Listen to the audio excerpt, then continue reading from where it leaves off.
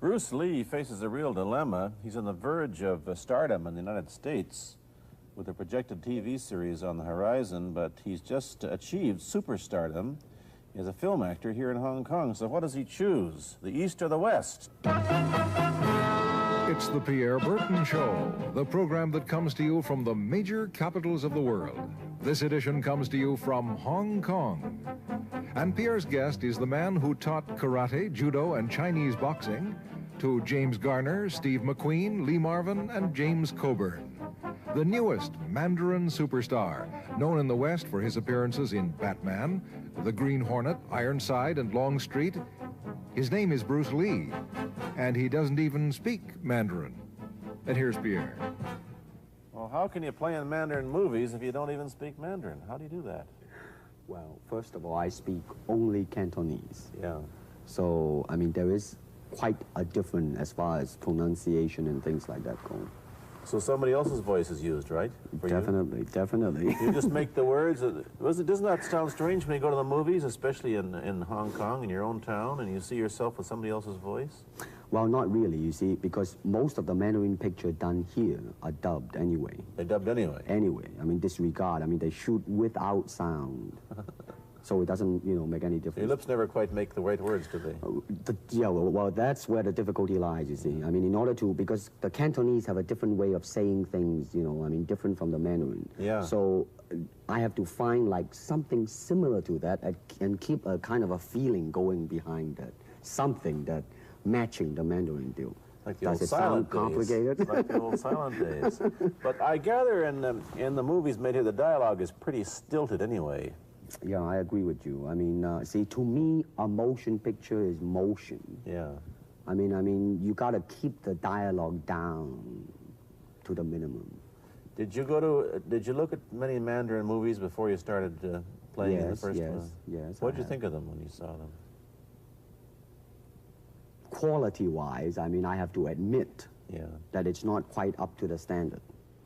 However, it is growing, and it is getting higher and higher and going toward that standard, than what I would term quality. They say the secret of your success in that movie, The Big Boss, which was such a success, you're rocketed you to stardom in Asia, was that you did your own fighting. Well, I mean, definitely, in the beginning, I had no intention or whatsoever that what I was practicing and what I'm still practicing now would lead to this to begin with.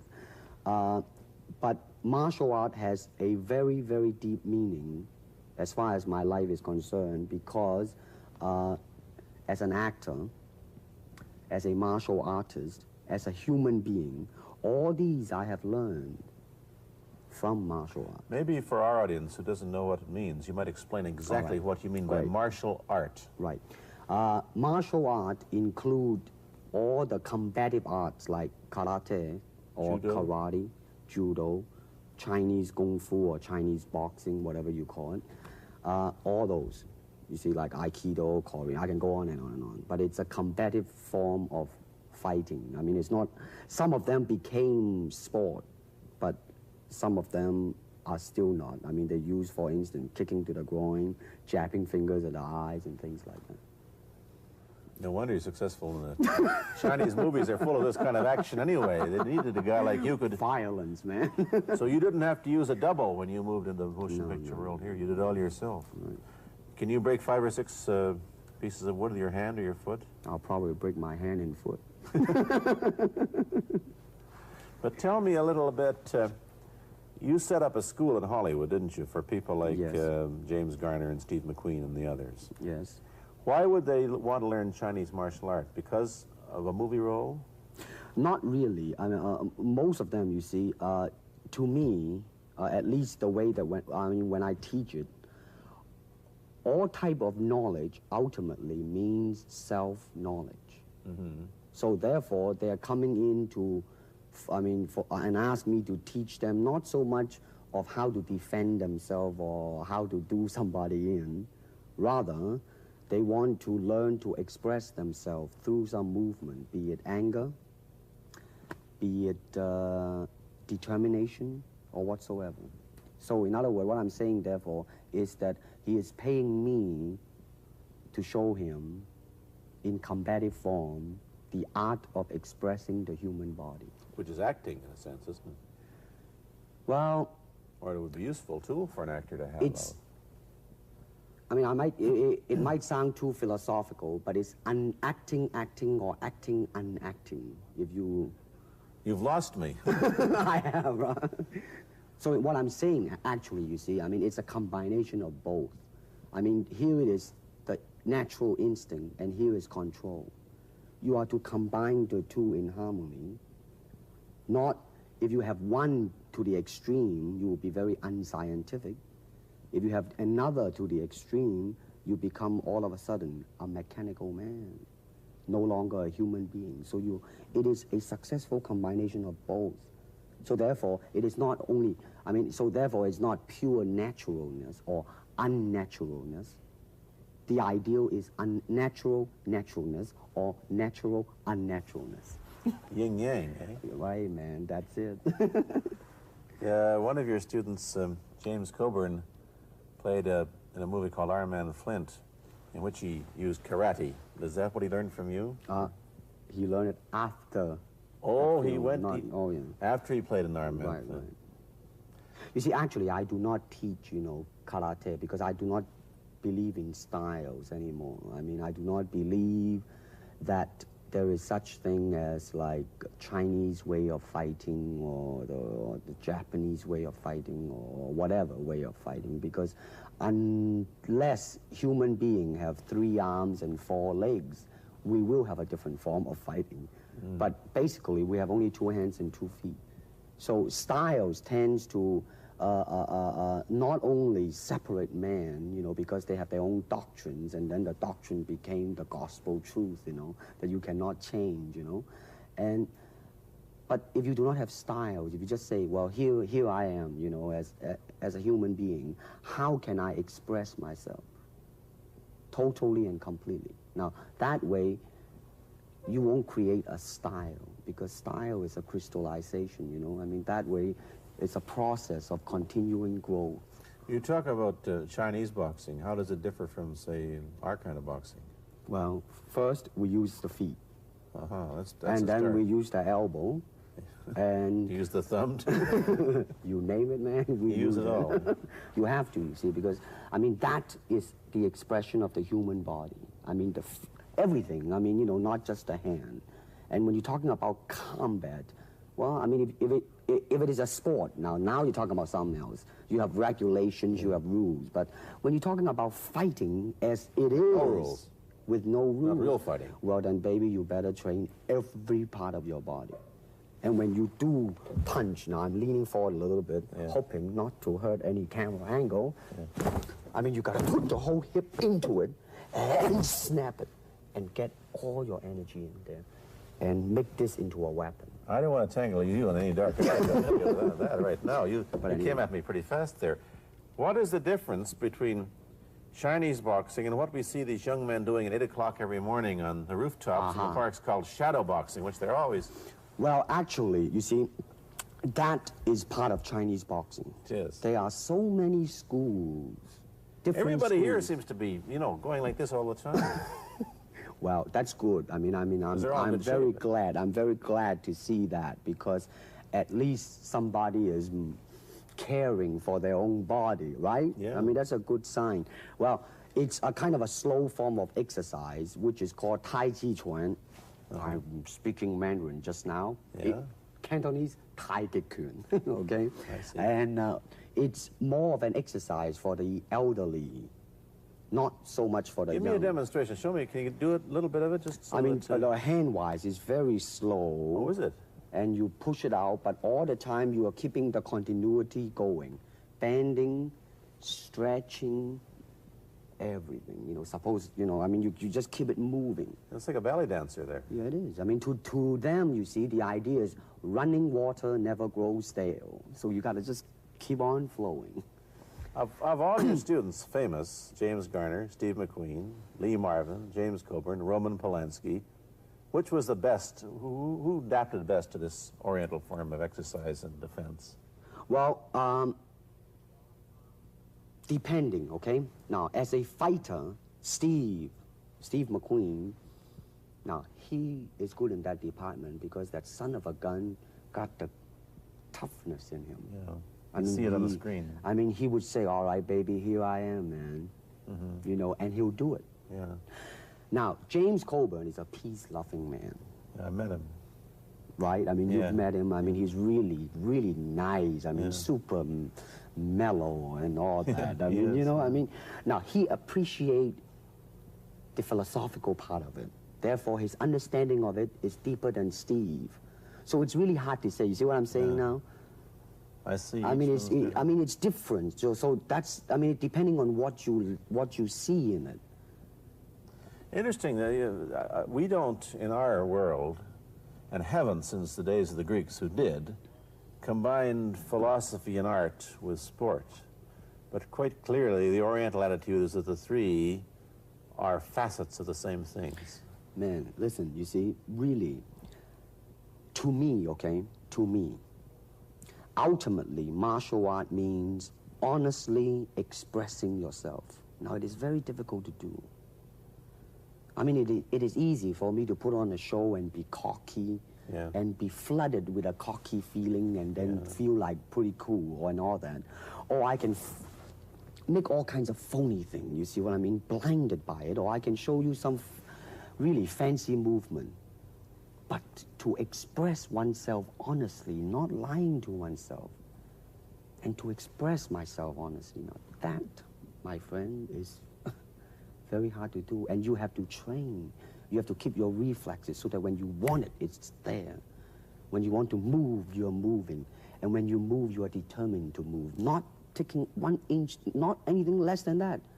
If I want to punch, I'm gonna do it, man, and I'm gonna do it, you see? So, I mean, so that is the type of thing you have to train yourself into it, to become one with the, you think? After he left the University of Washington, where he studied, of all things, philosophy, if you can believe that. He did, but that, perhaps you understand why the two go together from the first half of this program. But I'm told that you got the job on the Green Hornet, where you played Cato the chauffeur, mainly because you're the only Chinese-looking guy who could pronounce the name of the leading character, Britt Reed. I meant that as a joke, of course. And it's a heck of a name, man. I mean, every time I said it at that time, I was super conscious. I mean, really now, that's another interesting thing, huh? Let's say if you learn to speak Chinese. Yeah. And it's very, I mean, it's not difficult to learn and speak the word. The hard thing, the difficult thing, it's behind what is the meaning, what brought on the expression and feelings behind those words. Like when I first arrived in the United States, and I look at a Caucasian, and I really would not know whether he was putting me on, or is he really angry, because we have different way of reacting to it. See, those are the difficult things, you see. It's almost as if you came upon a strange race where a smile didn't mean what it does to us. In fact, a smile doesn't always mean the same, does it? Of course not. Yeah, I just thought of that. Bruce Lee had a bit part, or a supporting role in the Longstreet series, and this had an enormous effect on the audience. What was it? The title of that particular episode of Longstreet is called The Way of the Intercepting Fist. Now, I think the successful ingredient in it was because I was being Bruce Lee. Yourself. Myself, right. And did that part, just express myself, like I say, honestly express myself at that time. And because of that, I brought, you know, favorable mentioning in, like, New York Times, which says, like, the Chinaman, who incidentally came off quite convincingly enough to earn himself a television series, and so on and so on and so forth. Can you remember the lines by Sterling Siliphant, the key lines? He's one of my students, you know that? Was he too? Yes. You've had everybody as your student. But you read, there were some lines that expressed your philosophy. I don't know if you remember them or not. Oh, I remember that. I Let's said, hear. this is what it is, okay? I said, empty your mind. Be formless, shapeless, like water. Now, you put water into a cup, it becomes the cup. You put water into a bottle, it becomes the bottle. You put it in a teapot, it becomes the teapot. Now, water can flow, or it can crash, be water, my friend. Like that, you see? No, I see. I get the idea. I get the power behind it. There's a pretty good chance that you'll get a TV series in the States called The Warriors, in which you use what, the martial arts well, in a Western setting? That was the original idea. Now, Yeah. Paramount, you know, I did Longstreet for Paramount, and Paramount wants me to be in a television series. On the other hand, Warner Brother wants me to be in another one, but both of them, I think, they want me to be in a modernized type of a thing. And they think that Western idea is out. But you would use, you want to do the Western, eh? I want, because you see, I mean, how else can you justify all these punching and kicking and violence except in that period of the West? I mean, in nowadays, I mean, you don't go around on the street kicking people or punching people. Because if you do, that's it. I mean, I don't care how good you are, you know. But this is true also of the Chinese dramas, which are mainly costume dramas. They're all full of blood and gore over here. Oh, you mean here? Yeah. Well, unfortunately, you see, I hope that the picture I am in would either explain why the violence was done, whether right or wrong or whatnot. But unfortunately, pictures, most of them here, are done mainly just for the sake of violence. You know what I mean? Like, you know, fighting for 30 minutes, get stabbed 50 times. And well, I'm fascinated. Let me give you your microphone back. I'm fascinated that you came back. I am a martial artist. You came back to Hong Kong on the verge of success in Hollywood and full of it. And suddenly, on the strength of one picture, you become a superstar. Everybody knows you. You have to change your phone number. You get mobbed in the streets. Now, what are you going to do? Are you going to be able to live in both worlds? Are you going to be a superstar here, or one in the States, or both? Well, let me say this. First of all, the word superstar really turned me off, and I'll tell you why. Because the word star, man, is an illusion. It's something what the public calls you. You should look upon oneself as an actor, man. I mean, you would be very pleased if somebody say, hey, man, you are a super actor. It is much better than, you know, superstar. Yeah, therefore, you've got to admit that you are a superstar. You're not going to, if you're going to give me the truth. I'm honestly saying this, okay? Yes, I have been very successful, okay? But I mean, I think the word star is I mean, I do not look upon myself as a star. I really don't. I mean, believe me, man, when I say it. I mean, I'm not saying it because I... What are you going to do? Let's get back to the question. Okay. Are you going to stay in Hong Kong and be famous? Or are you going to go to the United States and be famous? Or are you going to try and eat your cake and have it too? I am going to do both because, you see, I have already made up my mind that in the United States, I think something about the Oriental, the true Oriental should be shown. Hollywood sure as heck hasn't. You better believe it, man. I mean, it's always that pigtail and bouncing around, chop, you know, with the eyes slant and all that. And I think that's very, very out of...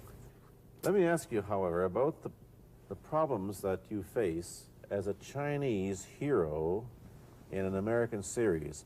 Have people come up in the industry and said, well, we don't know how the audience are going to take a non-American? Such question has been raised. In fact, it is being discussed, and that is why The Warrior is not going to be on.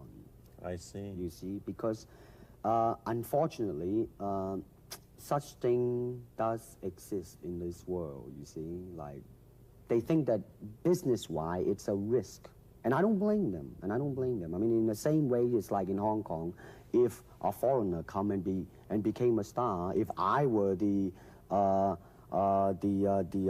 man with the money, I probably would have my own worry of whether or not the acceptance would be there. But that's all right, because if you honestly express yourself, it doesn't matter, see? Because are you too Western for Oriental audiences, do you think? Oh man, like how? I have been criticized for that. You have, eh? Oh yes, definitely. So. Let me ask you whether the change in attitude on the part of the Nixon administration towards China has helped your chances of starring in an American TV series. Well, first of all, this happened before that. Yeah. But I do think that things of Chinese will be quite interesting for the next few years. I mean, not that I'm politically, inclining toward anything. No, I understand that, but I'm just wondering. But I mean, once the opening of China, that it will bring more understanding. Yeah. More things that are, hey, like different, and maybe in the contrast of comparison, some new thing might grow. So therefore, it's a very rich period to be in. Like if I were born, let's say, 40 years ago. Yeah. If I have a thought in my mind, I said, boy, I'm gonna star in a movie or star in a television series in America. Well, that might be a vague dream, but I think right now, maybe, man. You still think of yourself Chinese, or do you ever think of yourself as North American? You know what I want to think of myself? As a human being. Because, I don't want to sound like, as Confucius say, but under the sky, under the heaven, man, there is but one family. It just so happened, man, that people are different. Okay, we got to go. Thank you, Bruce Lee, for coming here. Thank you for watching. Thank you.